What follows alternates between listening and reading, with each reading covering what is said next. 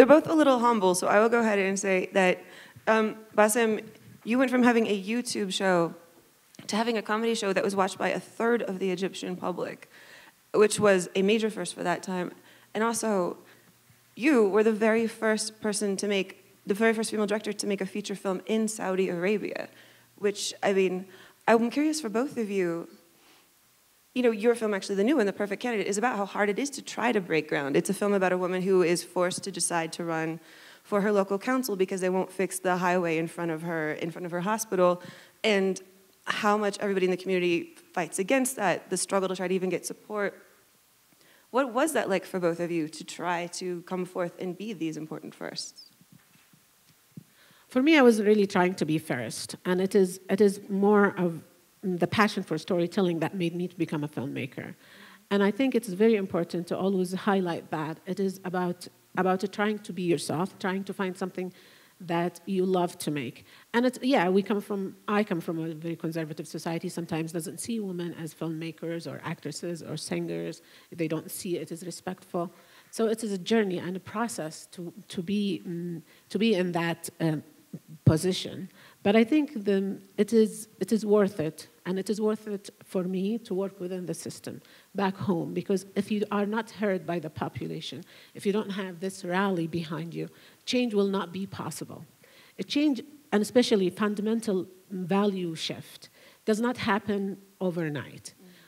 It has to happen from bases of introducing art, introducing music. Especially the Middle East and especially Saudi Arabia went through a very conservative 3 decades where women and art have been excluded from the public space.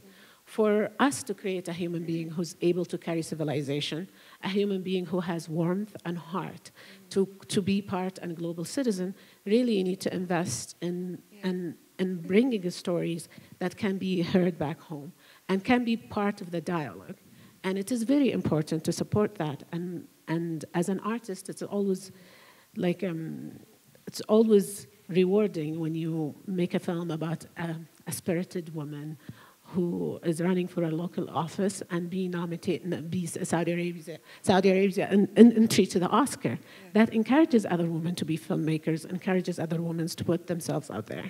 I mean, when you say that women have been, kind of held back from participating in the arts, I mean, that is something that you touch on in The Perfect Candidate, where the fact that the candidate's mother was a singer is something people use against her, like an insult. And I'd love to know a little bit more about that, to kind of, so all of us to understand what it was like, and what it was like for you to even try to direct men in public, which I hear is complicated. I don't think it's only women who are being held from participating in the art. Art in the general was not, in the very conservative Islamic ideology, art is not something to be celebrated. Art to be excluded from the public exhibition, like we don't want to see singers, or we don't want to see cinema, we don't want to see that kind. So it is, yeah, women, of course, to a larger degree, but in general. And when I shot my film in 2012, Saudi Arabia was segregated. So I had to shoot when we are outside from a van. And from a van, so you'd have to direct from inside the van. Yeah, but that was in 2012. And now cinema is legal, and I'm back. And still, it is the industry, like it is not hard, it is not easy to make a film in Saudi Arabia where the industry is not existent. But at least when someone conservatives try to stop us from filming, we'll call the police, and police will check our permits, and then we'll tell whoever trying to stop us that they can't do that, which it wasn't possible before. How much was change on your mind? Sorry, how much what? Was change on your mind, trying to change minds? Well, the thing is, like, when I did it, at the beginning, there was not an intention of to be first or to change anything. It was kind of a coincidence, because I did the YouTube videos, and I thought that maybe 10,000 views, or 10,000 people watched the videos, and in a couple of weeks, there were like 5 million. And I know that now your cat can get 5 million, but that was 2011, when we thought that social media was good for us. But so at that time, that was something that it just blew up out of proportion. I didn't expect it. And as a matter of fact, for the first year and a half, as I was doing the show, I was still going to the hospital because I didn't think that this will actually go anywhere. Yeah. When you say going to the hospital, you were a surgeon. Yes, and the problem is that patients couldn't take me seriously, and because I'm giving someone an abdominal exam, he doesn't know if I'm giving abdominal or trying to tickle him, and it was so I continued doing both for a while, not knowing that this will go anywhere. But the challenge that we had was that in Egypt we had a very strong tradition of comedy. And it's a very strong tradition of entertainment. But the comedies there was mostly social comedy. Right. Political comedy was not welcomed, not by the people, but by the authority. So suddenly we have this fluid state after the revolution where people are allowed to say what they want. And for the first time, we're holding people accountable. We're talking about people in authority, people in the presidency, people in the parliament. We're naming names, and that was unheard of. And Egypt, like many other countries in the Middle East, has a very strong patriarchy structure. From a very young age, we are told to respect and to fear our fathers, our teacher, our grandmasters, our presidents, our bosses, which is not a bad thing, but it's only respect and fear with absence of holding people accountable. For the first time, we broke that, and that was met with a lot of resistance. And the problem is that the three taboos in comedy, which is sex, religion, and politics. So whatever we want to do had to touch along through these three lines.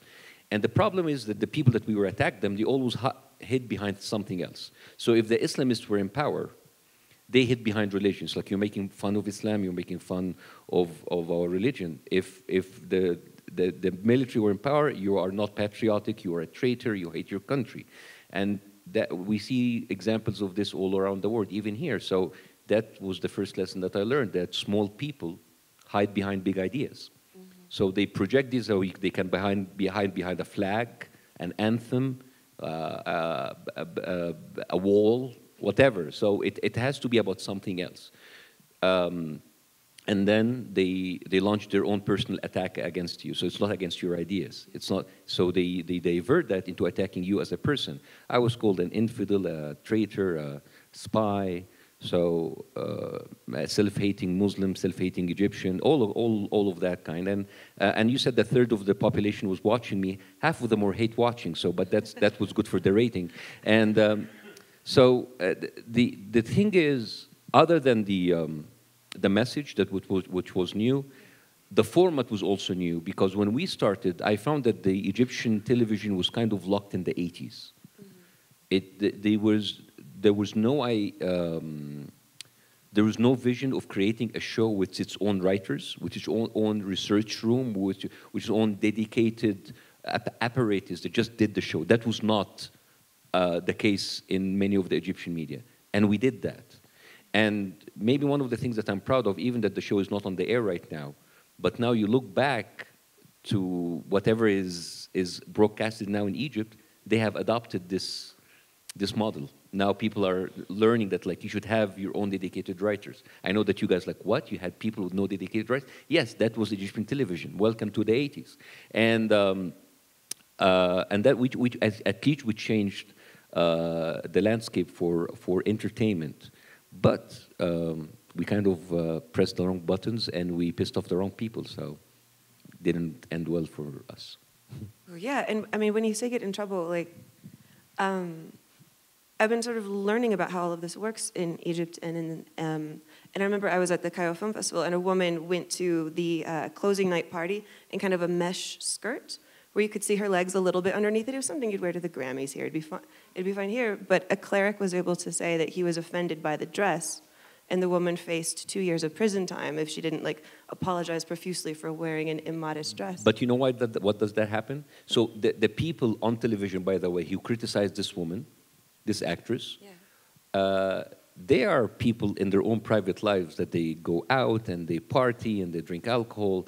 What they do is, like, you have those custodians of tradition and of ethics, and this is all a game. This is all a show, and they do that for many. First of all, it's a distraction So if you have little things like that, like the mesh dress of a woman, that let's have people like talk about that instead of talking, for example, about the economical demise of the country or how democracy is going down. So it's better to have the people kind of engaged in these stuff, and to have people like kind of engage them into like useless gossip.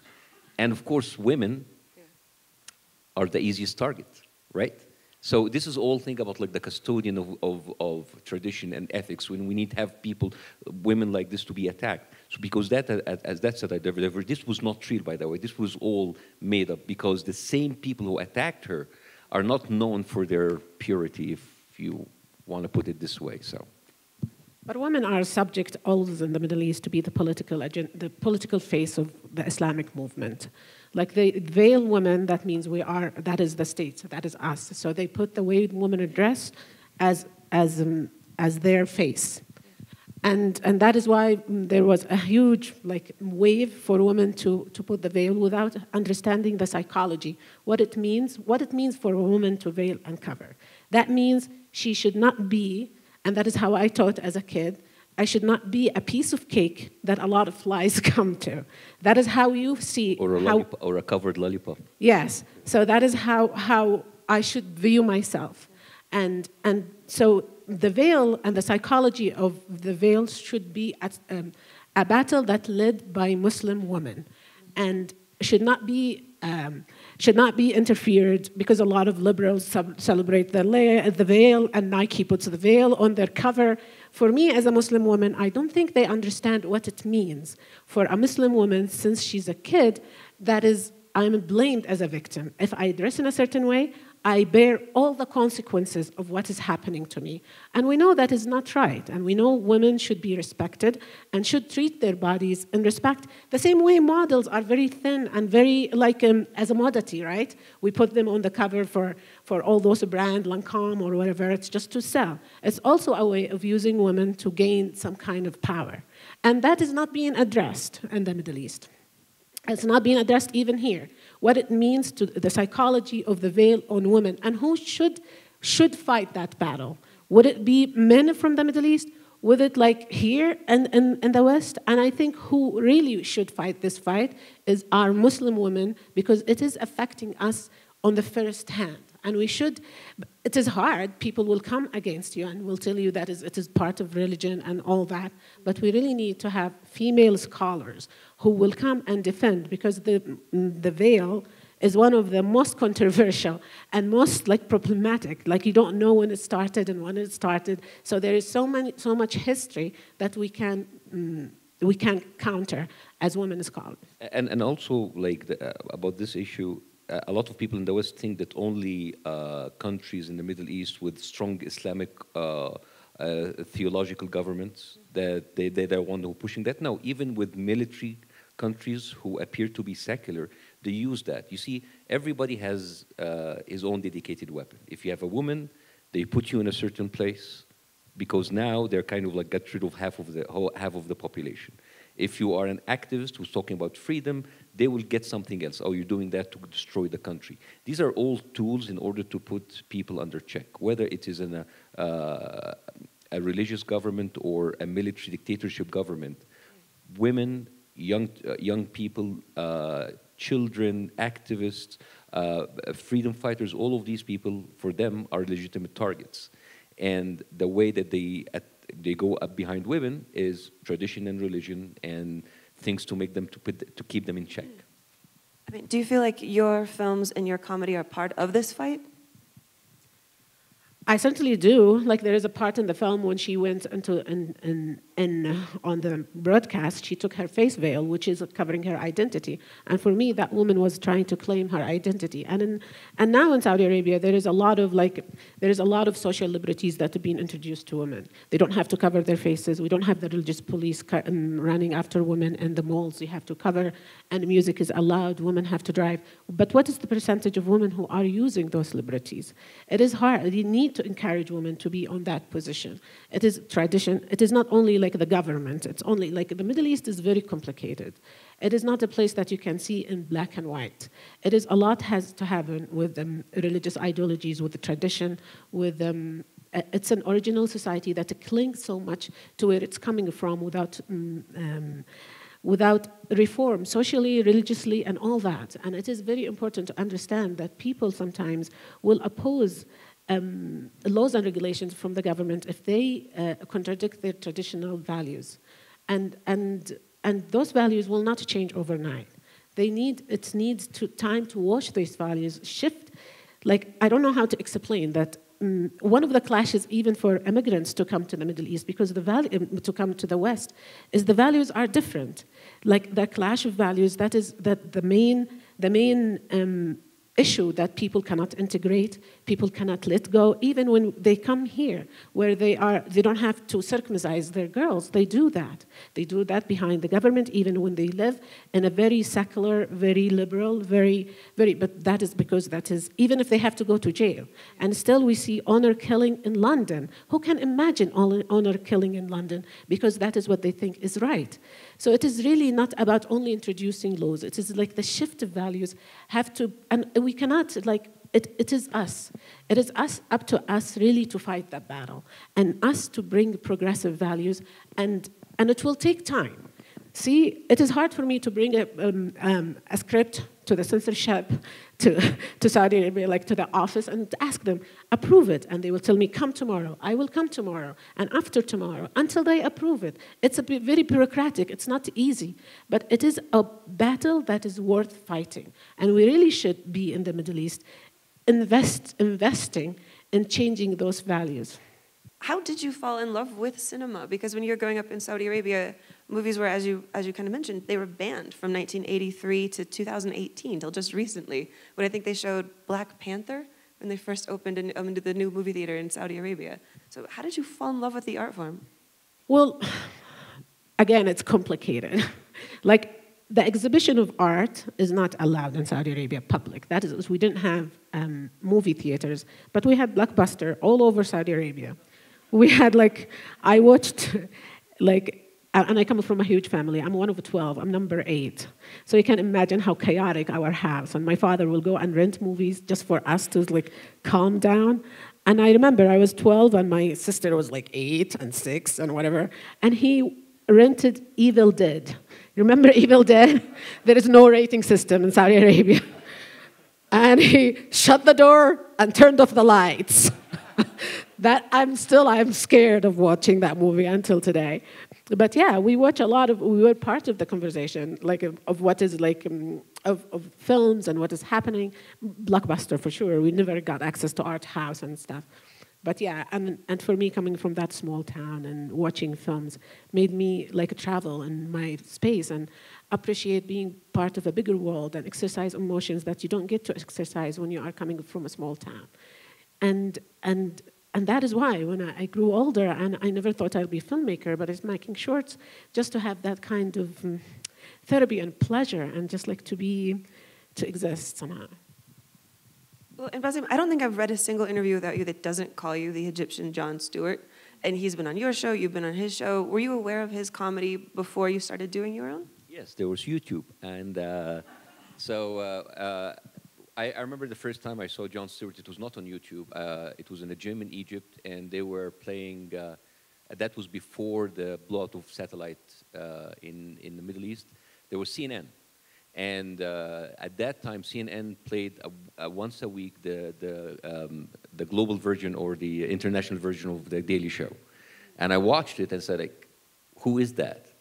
And what is Democrats, and what are the Republicans, and what is Fox News? And they sound terrible, but I don't know what they are. So I started to watch him religiously and kind of look for his shows on YouTube at that time. And it is actually thanks to him that I knew the bipartisan problems in America.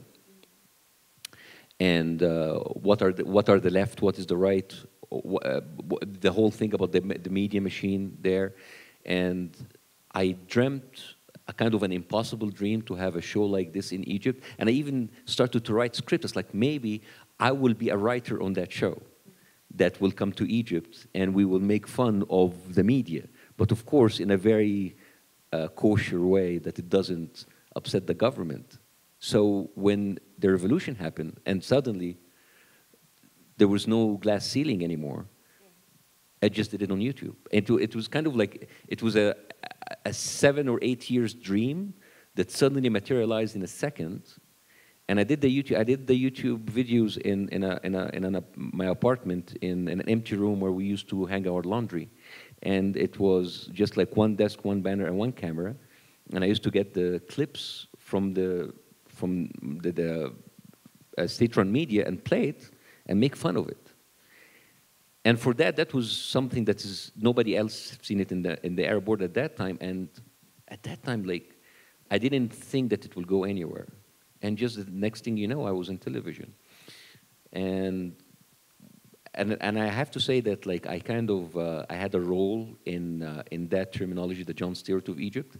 I kind of planned for it. So after the revolution, there were like people from the Western media coming to interview me. I remember the first interview I did was with the Daily Beast. So in that interview, and with all of the English interviews later, I made sure to mention Jon Stewart every 2 seconds. And I said, like, who's your inspiration? Jon Stewart. What do you eat 3 times a day? Jon Stewart. So I was like, and it worked because the first English article that was ever published about me was the Jon Stewart of the night. It's like, yes. So he noticed it, and he heard about me. So when I went to New York, I went there. I wanted to shadow his team to know how they do the show, because we didn't have live TV programming in front of a live audience. So I wanted to do that. I wanted to go to the next level. And he heard about me. And we sat there, and then I thought it would be like a 10 minutes conversation. We sat there for an hour and a half. And then at the end, it's like, would you like to come on my show? It's like, would I? Yes. And then the next year, he came to my show. And when he came, I said, like, I told him on that, I remember, it's like, next year, I'm going to make a show that you're going to be so proud of, that you're going to come to Egypt and be on the show. And it happened a year later. He came on the show, and it was amazing. Yes. Yeah. And by the way, he was adored. He went in, and he's like, oh, my God, I could have never thought that a short Jewish guy from New Jersey would be welcomed that much in Egypt. And he was like, people, by the way, the episode is on YouTube. There's like a 3-minute standing ovation for him when he appeared on the theater. Like, people were like, they are like mesmerized by Jon Stewart. It was amazing. It was an amazing moment for me. Were you guys aware of each other, say 5 years ago? Yeah, I was aware of her. Yeah, of course. Yeah.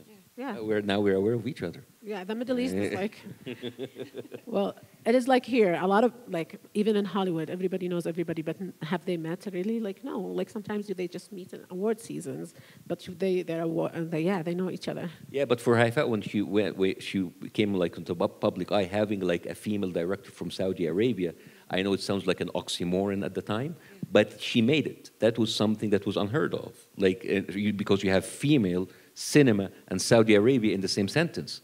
So she really broke through, and I think she paved the way. And I think that everything that's happening now in Saudi Arabia, thank you. Thank you, guys. And I think now you hear about the modernization of Saudi Arabia. I think like people like Haifaa have paved the way for that and made it possible. Yeah. Right. I mean, both of you now currently live in California, and you're here for, I think, the time when America is doing the most self-reflection of what is dangerous leadership. I mean, how do you guys feel about your perfect timing in showing up here? Perfect timing? Okay. Well, a lot of people argue that Donald Trump is good for comedy, but like as my friend Maz Jobrani said, like, he's not, because we can't catch up with him. Because by the time you make up the joke, he kind of like, he up things up. It's just like you can't. You can just like catch up with him. But it's not just like about Donald Trump. I think the Donald Trump presidency has actually showed us much deeper issues in the American society that has to do with diversity and acceptance of the other. And these are things that we still are struggling with in the Middle East. So we kind of like, we see what's happening here, and we are like, at least for me, I'm kind of at the end of the line. It's like, guys, don't go there. Don't go there. It doesn't end well. It doesn't end well. So whenever I do my show, I have a one-man show that I tour. It's like I do a live performance now in English, by the way, which is like a total shift from doing a show in Arabic to do stand-up comedy in English. And I talk about these things. And other than the occasional MAGA hecklers, most of the people quite actually respond and connect with what I say. And I think we've seen it before. We've seen people, simple people, voting against their own self-interest because of tribalism, because of populism, because of anger, because of fear. We've seen that, and the one thing that I have that I think is positive going to the United States, that at least you have a strong core values of liberalism and kind of like you've worked so hard for where you are right now, and I think that you have the critical mass that are enough in order to reverse this. It's hard, but at least you have at least two equal opposing powers. You don't have a kind of like a brutal power that just like takes over. And I still have hope in the shift. And it's kind of a pendulum, you know. It's like you had Bush Senior, then you had Clinton, then you have Bush Senior, Junior, then you had Obama, then you have Trump.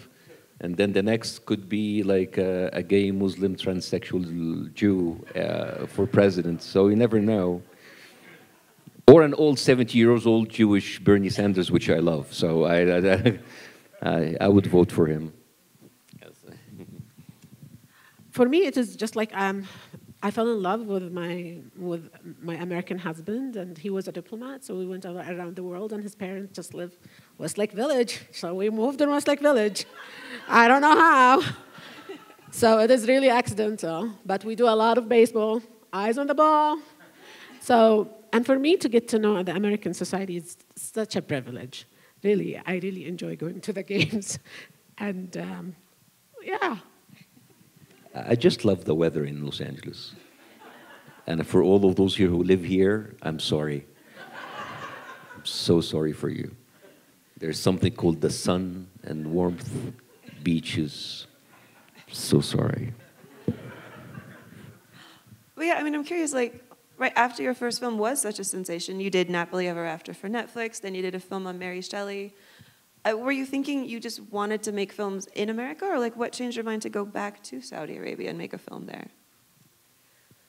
Well, I met my agent in Dubai, and she signed me before I came to the U.S. And then my husband was a diplomat, and we decided to take a break because the kids we wanted them to be close to their American roots and understand what it means to grow up in America. And she started sending me scripts, and I was reading script, and they sent me a script about Mary Shelley, which is like a period film, like about an English lady, and I thought, do they know I'm from Saudi Arabia? And it is amazing. I felt like she's a woman who's trying to challenge a lot of the constraints of her society, and how, as a young woman, she wasn't taken seriously just because of her gender and age, and it is something that I related to as a woman, and that allowed me to make that film. And I always try, even if I make films in the West or I make films at home, is like to find that quality in the character that brings me close. So I wasn't really intentionally, of course I want to work here. It is like you have the best scouting locations, and you have all that kind of machine behind you when you go and make a film. It is harder to raise money. It is very difficult, and you have to fight, and it's such a stressful industry. But there is an amazing industry to be part of, and there is now a crack in the system, and there is a conscious revision of women's status within the industry, and trying to give women a place, and give them more opportunities to build their resumes and to be equal to their male colleagues. And that is, for me, I came really an amazing part. But I really never said, like, I don't want to work here, I want to work there. It is just like, I wanted to have a career, of course, and that is, but and I set goals to myself. I want to make this film, and I want to grow, and I want to do that. But also, it is always based on the passion. Well, and you can't go home, correct? You made a joke about a hat, and then the government got mad. Yeah, well, it's not. There was so under the Islamist, there was a warrant for my arrest, and where I was interrogated for 6 hours about. They were asking me to explain my jokes, and it was painful. And it was painful, first of all, the interrogation, and the painful when I explained my jokes. It's like, the jokes are not that funny, and then it's and then after the Muslim Brotherhood were removed, the military came and they were much more brutal, and my show kind of like was canceled twice, and then I had to escape, and it's very difficult for me to go back home. So I've been here in America for less than 4 years. And it was quite a challenge to reinvent yourself because I cannot just like live in the past and just like, all right, I had the biggest show in Egypt. You come here, it's like, oh, that's good. All right, good luck. So you need to be relevant to your new home. And so what I tried to do is to change my direction. I did a lot of live performances. Did stand-up comedy, and I kind of like got the script of the stand-up comedy. I wanted to make it even more profound than just like a stand-up comedy. So I got the script and I applied to the Sundance Theater Lab, and I got accepted last summer. And I worked with an amazing Broadway director, who Oliver Butler, who was the director of What the Constitution Means to Me on Broadway. And I'm working now on a script on making this in the theater. So. It's breaking into Hollywood and breaking into the industry here. It's difficult even for the people who've lived here all their lives. If you ask anybody how long does it take to get a movie done or a TV series done, and I'm sure that you go into to Los Angeles, everybody has a script. It's like, where are you? I'm working on a script. So I have 3 scripts, and. So I cannot even tell you like the amount of numbers, like the amount of times that I was in the room, like pitching ideas to executives, and some of them are moving, some of them are stalling, some of them are taking time. It is a tough nut to crack, and it takes time. And like everybody in Los Angeles, you work hard, you build your foundation, and you're waiting for the big break. And that's basically the American dream. You're waiting for one break, and then you sit home and just take the residuals, and you don't have to work for the rest of your lives. That's the American dream. Well, I am curious too, like how much both of you feel about making sure that you're not pigeonholed, which is even a theme in The Perfect Candidate. I feel like you were talking about it there, where your candidate, everybody assumes she just wants to make woman platforms, woman-based things. What matters to you as a woman? And she's like, I want to matter to everybody. I want to make films that matter to everybody. Or I want to make policies that matter to everybody. And when she was saying that, I kept thinking about you, maybe thinking you don't want to just make films about women. You want to be able to make films about anything. I mean, when you are working here in America, is there kind of a sense that you could be pigeonholed as like people who understand the Muslim world, and people who just do politics? And where do you want to be? What kind of stories do you want to say? Yeah, definitely people pigeonhole you and send you scripts that's similar to the film you've done, but they do it like to every director, not only to us. It's just like that is the industry. It's an industry based on safety. Like what succeeded, what worked, we need to work on it. That is what we will put our money on. And you really need to challenge it. But for me, I don't mind making films only about women. We have women representation that women in military, and not a lot of their story are told. There is so much, and we need to get to tell superhero stories from women perspective. We need to hear more. We need to put women on the center of stories that typically dominated by the male character. So I feel like there is so much untold about the woman experience, or just women representation in film. And there are so many fascinating stories that at its heart, it's a universal character that people should latch on, both men and women. And we are, and as viewers, we always saw ourselves in the male character. And we really need to break away from that. We need to bring more diverse representation behind and front of the camera. We also need to invest in making normalizing having a woman in a role in like a villain, or So I would pigeonhole about putting women characters on the screen. I think it's a privilege. Well, about representation I have a problem with the way that the Arabs and Middle Eastern are represented now, because for a long time we were the presentation were like we're terrorists, and now we're just victimized. And I hate that, because there are so many levels and so many ideas and so many characters, so many facets to people in the Middle East.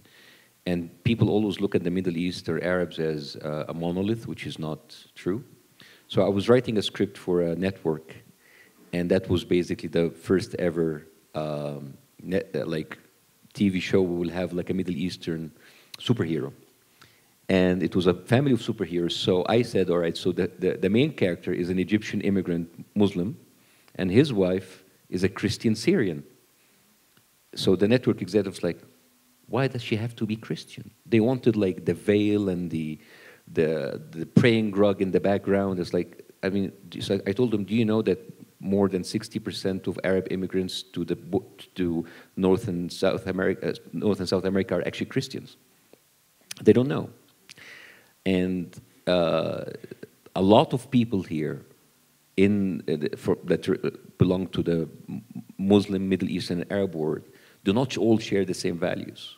They're not all devout Muslims. There are many of them that are like apart from religion, but they feel culturally connected to the identity. And I don't want to do like a Muslim show or an Arab show. When you watch Seinfeld, when you watch Curb Your Enthusiasm, you don't think of Seinfeld or Larry David as funny Jewish people. These are funny people who happen to be Jewish, right? So I don't want this to be kind of like, oh, let's do a Muslim show. Let's do an Arab show. I want this to just like be like regular people in life that have like different needs and point of views, and it's just like happened. This is why I don't want this to be identity driven. Let's do a black show, an Asian show, a Muslim show, an Arab show. Just people. And that is basically America. People who come from different places with different point of view. We don't have to label everybody. One of the things I think is so interesting about talking to you together is that you approach your ideas artistically in such different ways. You really love the power of satire, and your films, I think, have such sincerity. And I'm curious, like, how you found your way of how you want to tell a story, and what do you think is effective? I think what is effective, you're always in search of what is effective.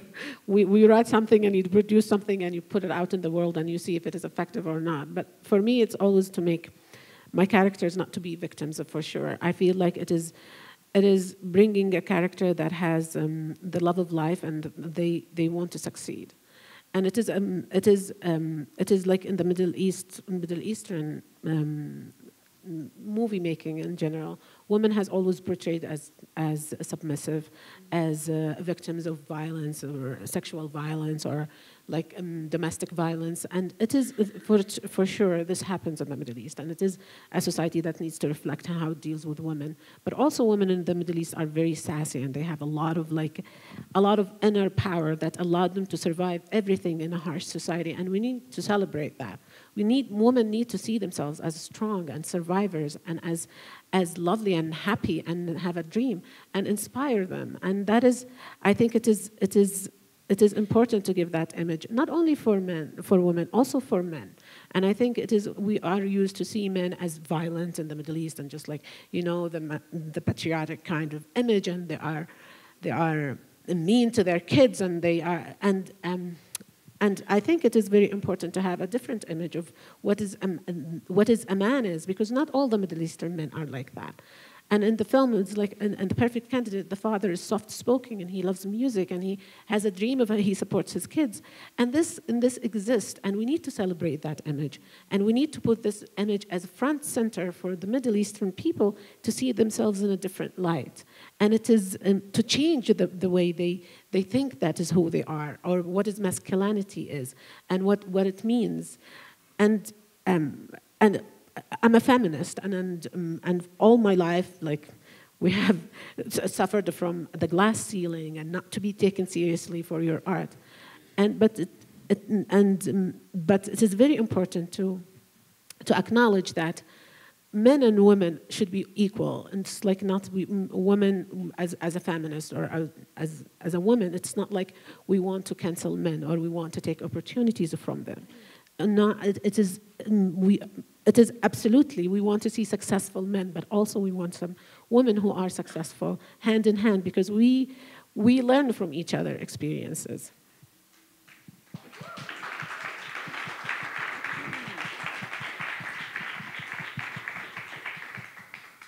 How about the power of satire?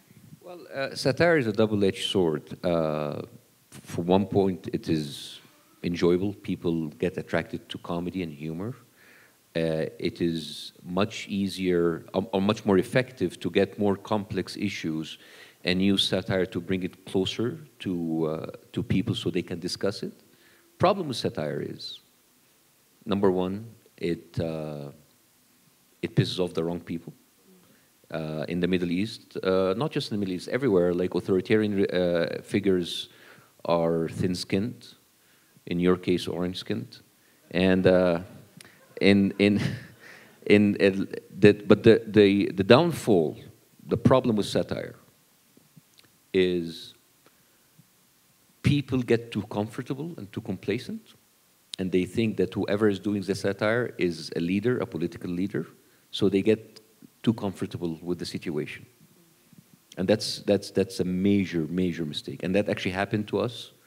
They kind of like, they looked at people satirizing the government as political leaders, and they were waiting for them to do something.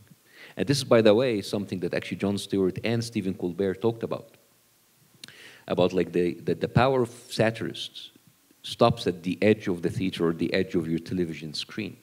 But it's really up to the people to make the difference. Because if you just like laugh every night at a president that you don't like or a government that you hate, and then when comes elections times and you don't do anything, you're just part of the problem. So that's the problem with satire. It's like, yes, it gives you kind of that release, that satisfaction, that, yeah, we brought down the bad guy, but you're not doing anything. And that's the big problem of satire. And that's why people need to change. Because, I mean, and that's not just like satire, it's like activism in general. I remember was it last year or the year before? The first year that we had the Women's March. In Los Angeles, we had like 500,000 people going to the streets. It's like amazing. And then 2 weeks, there were like local elections. Less than 12% showed up. You can't have this. It becomes activism and satire and criticism becomes, and it all happens for an Instagram moment. For having like a very cute sign that you carry is like, oh, I can't believe we're still protesting for this. You know, all of the whole thing about like, yeah, let's have a sign, get it for the Instagram, put it there, and then you go home. But the actual work is not done, and that's dangerous. Yeah. That's very dangerous. So yes, satire is good, but it has limits. Activism is good, but it has to lead somewhere else. Yeah. But I think it is in the Middle East, it's easy to say people are easily offended, and they don't accept satire, and people don't accept that. But to reach a state where people are comfortable in their own skin, to reach a place where people are open to criticism, it needs really to build a human being who are capable of seeing the rounded world. If you don't give that, if you don't invest in building that, you cannot just like come up there where people feel exposed and disrespected, and they cannot react to that. Because that is how the society is built. So you really need to come from this to that. There is a journey. There is a journey that needs to be built, and a journey needs to be acknowledged, and a journey that needs to be to say that yes, we need to invest in the infrastructure of building human beings in the Middle East. People who are educated, people who appreciate music, people who go to theater, people who are part of a bigger thing than their own societies. And when we introduce that and then give them a satire and they don't accept it, this is when we say, yes, there is a problem. But before we go there, before we really reinvent a lot of what we've learned and wash a lot of what we have from our tradition and the backgrounds like of what religion meant and all that kind of complexity of politics in the Middle East, then we can really judge. But before then, I think it's not complete judgment. And I think it is unfair because the Middle East, there are amazing people in that part of the world. They are funny, they are happy, and they just need to be led where they need to go. And we really need to invest in them, so. But there is one thing about like people in the Middle East not accepting satire. By the way, nobody accepts satire. You as humans, nobody wants to be made fun of. The difference between the Middle East and the West is not that people are not accepting satire, because like people here don't take satire easy. But like here, it's an established art. It is protected by the law and it's protected by the government. Back in the Middle East, the government and the law is a problem because they don't protect people who speak their mind. It is at the end of the day, maybe yes, we can talk about like talking about like raising up the stakes and the people and investing in them. But at the end of the day, if you have a brutal government that does not allow this, who does not allow people to speak up, it will always be a problem. So for example, freedom of religion. Here, you can have a show on Broadway called The Book of Mormon, right? Nobody can touch you. And if they do, they will be penalized. It's not there that they don't accept religion, but if the government protect that, nobody will be able to touch them. So it is not really just like people everywhere don't like to be made fun of. It is just the matter of fact. But again, we cannot also ignore the institutions that are protected by government bodies in order to keep the status quo. But it is unfair to compare like the West in its current state and the Middle East in the current state. No, but I'm not comparing. No. I'm just saying. There is a huge shift in philosophy, a huge shift in religion and reform, and the West as a culture went through a lot of bloody wars to reach where they come here. Absolutely. Which we did not invest in reform. We did not invest in. Absolutely. And it is happening now. It is. I feel in the Middle East now people. We don't want to be religious anymore. I'm just saying that we cannot just speak about the people alone in isolation of what the government and the regimes are doing. And but yes, the government and everybody is like the people. Like you cannot say it is. Yes, it is all together. The Middle East is like it is one thing, and it is. You really need to change the values, the fundamental values in the heart of the society. And that does not come just like this, and we cannot compare it to the West. The West went through a lot of like struggle to reach to where they are here, but which we have not gone through. Yes. We really need to take responsibility to that. We really need to build our society from within, and we really need to fight to bring that fundamental change. And we need to go with those traditional people and knock on their door and eat lunch with them and accept them and show them that they have to accept us and have this coexistence. And if we threaten them all the time that we don't like them and they are just like corrupt and all that, they will never accept us also as liberal and progressive people. So it takes so long, and it takes really a lot of heart and a lot of patience and a lot of like frustration, because it's not going to happen right away. I'm not disagreeing. And I have to tell you, it will take time. I'm not disagreeing with you. For us to reach where we want to reach. I'm not disagreeing with you. I'm just saying that the role of the authority is crucial. So even the Civil War, if it was like you had an authority who wanted to get rid of slavery. We went to war. You did it, but like it was not like didn't really change the core value of the South. It was the authority who, when they went to war, it was difficult. So, and if you're going to talk about changing people's values, if you don't have a government that is willing to make a change, like now the Saudi Arabia, blame everything on the government. No. We can't. We can't. As artists, we know that the government will always be there, right? But how can we change a change so we can ultimately reach there, right? We really need to, how ultimately can we go to a place where everybody's I'm happy? not saying to blame everything on the government. Yeah. I'm saying that the government has a huge role. And in Saudi Arabia, when the government wanted to make a change, it made a change within a year.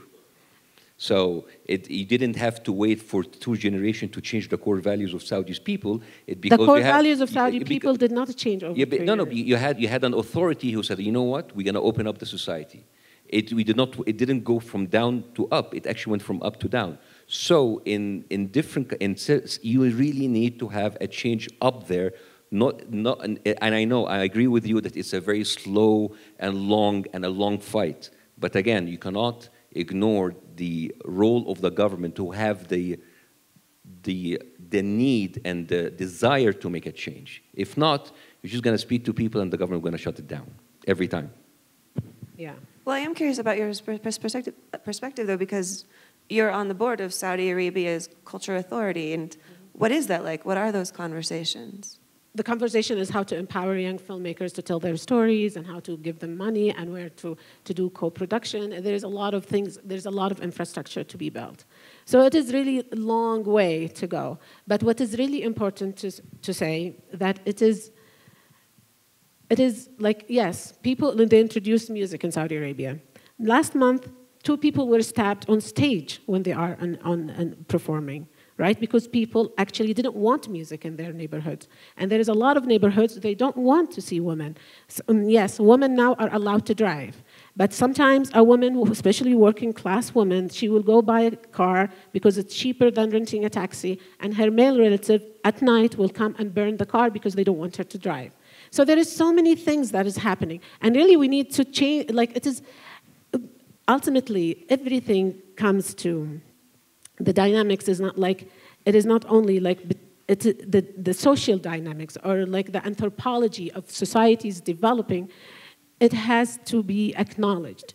It has to be acknowledged that things need to take time, and we really need to invest in art. We really need to invest in music. We need to invest in theater. We really invest in things like that really build a human being that is capable of carrying democracy.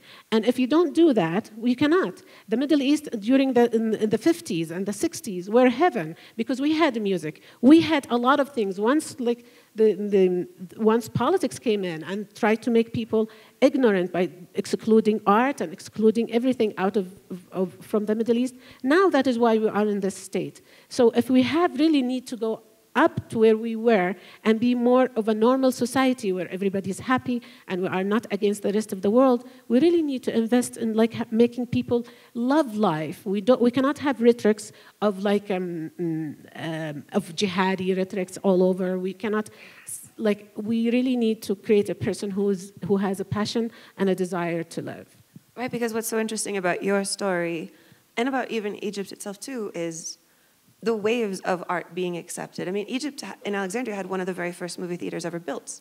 Well, yes, as Haifaa just mentioned, 50s and 60s was their golden age. We weren't so far away from Europe. As a matter of fact, we had the first cinema in Egypt maybe 1 year after France. And the gap was never that big. It was, again, the governments, the political power that changed that, right? So we're not like 15 centuries behind. It is we are based 30, 40 years ago, we were not that far. And it was the political powers that changed. And that's why I say that it is not just like changing the people who change up there. In the civil rights movements, when America had a problem with segregation, still have, but when the laws of civil rights movements came out, black people were not accepted in cafes and restaurants the next day. No, they were targeted and they were persecuted. But because there was a government that was behind it and wanted to make this happen, it took some time. And this is why I say that there is government. It was civil rights who made that. It's not only the government. I know. People of America really fought. Yes. Well, there are people in the Middle East who are fighting and they're thrown in jail. So you cannot just say that just the people. At the end of the day, you need to have a government authority who support that. Because you can have 1,000 people fighting, 1 million people fighting, but if they end up being sent to exile or sent to prison, you're just like going into loops. So at the end of the day, the change in the Middle East has All to right, be let much me talk more. about going to exile and going to prison. Because in the Middle East, yes, it's very conservative politically and socially and everything. But if you want to be accepted and make change, you need to acknowledge that fact. You really need to acknowledge, how can I talk to these people, maintain my integrity as an artist? I'm sorry, bring a change. The people, no, like the with people working did within not send me to exile. Sorry, No, the people did not arrest me. I'm not saying. I'm not talking about you. I'm just saying in general. The thing is, like, if you have a message, where this message that has concern with satire, the message is how to put the message out. Right. More than that, because the the Middle Eastern people are are very, as you said. But you're blaming the victim now. If I can put the message any way I want, and people can accept it or not, but I should not be penalized by being put in jail or being sent to exile. And the thing is, but the whole idea of like people didn't accept it, yes, a lot of people will not accept it, but they don't have the power to penalize you. The only people who have the power to penalize you is people of authority. So at the end of the day, we can speak about like how governments in the Middle East are trying to beautify their faces, but if there's no genuine desire in order to allow for true freedom of speech, we're just going to go out in circles. So I had like a message of satire. Do you think everybody accepted my message? No. A lot of people did. A lot of people didn't. But at the end of the day, the penalty didn't come from those people who accepted or didn't accept me. It came from much higher. So if you want to, for example, talk about religious freedom, it's like, yes, we can accept it. And then you find people, that you find the government not penalizing the people who persecute other people from different religions, you're not doing anything. You can talk about, you can have like 1,000 activists in the streets. So at the end of the day, really, if we just acknowledge that we weren't far away 30, 40 years ago, and it was politics and governments who changed this. And it's, again, politics and government has a huge role. It's not just the government, it's the people, but people with a government, you have oppression that will always win because they have the weapons, they have the political power, and they have the ability in order to put all of these people away. I'm just saying, clap. Gradual it was change. a modest clap, but I'll take that. Gradual change, we should not underestimate a gradual change because it is the only way where you can achieve real change, a sustainable, peaceful Middle East. This is the road, and it has to be taken step by step, understanding where we want to go and how to move forward from it. It is a lot of work, and we are in the Middle East, we don't like hard work. We love to go to a cafe and smoke and drink coffee. When it comes to going, really going, that is one of our ethics. No, I come from the Middle East, I know. I never smoked in my life. It's not a Middle Eastern universal ethics. Okay, a lot of people are working hard. I work with a lot. I worked so much in the Middle East, I know exactly you should hire me what then. it means. No. It takes a lot of work to build a system. It takes so much work. It's so much hard, and we need to really acknowledge that. But we cannot say anything we want. But really, and we really need to find a way to say what we want. We talk about people speaking so their we mind. can move forward. We cannot just say, I say whatever I want and they cannot put me Why in jail. not? It is not because you are not acknowledging how to move forward. If we want to move forward, this we is the really charter need of to the UN understand that every single country in the world, hard including work the Middle every Eastern, day, has signed on that you should hard not work every penalize day. people for speaking their mind. There is no excuse of putting someone in jail or penalizing someone for speaking their mind. There is absolutely no excuse. All of this is government trying to tell people that this freedom of speech is bad for you, so they put you in jail. That is not an excuse. And there's no anything gradual about me speaking my mind. It is just, again, another way of a patriarchal control of how we speak, how we express ourselves. Yeah, the thing is, the Middle East has its own dynamics and has its way of how That's what built. The government has been telling us. We're special. We're not like the rest of you people. Human rights are universal. No, that we are not special. We cling to values even when we live in the West. Even when we live somewhere else, we still do the same thing. So the same people in the Middle East, when they go to the West, they abide by the laws and they're fine. So the problem is not the people. The problem is what is creating the system in the Middle East. No, the people, like even in a lot of Middle Eastern people live in the West, and when it is about time for their girls to get married, they send them back to Middle East to marry before they send. And they they're don't want them to go to and they're horrible people in America too, who would love to westernized. be racist and kill other people, but the system does not allow them. So again, it is the system that you create, and the system is created by governments. And I have been getting the wrap-up sign for about 5 minutes, but I want to say what I have loved about this is that both of you, I think, are putting in practice right now the importance of the artists to speak up and say their mind and defend their beliefs.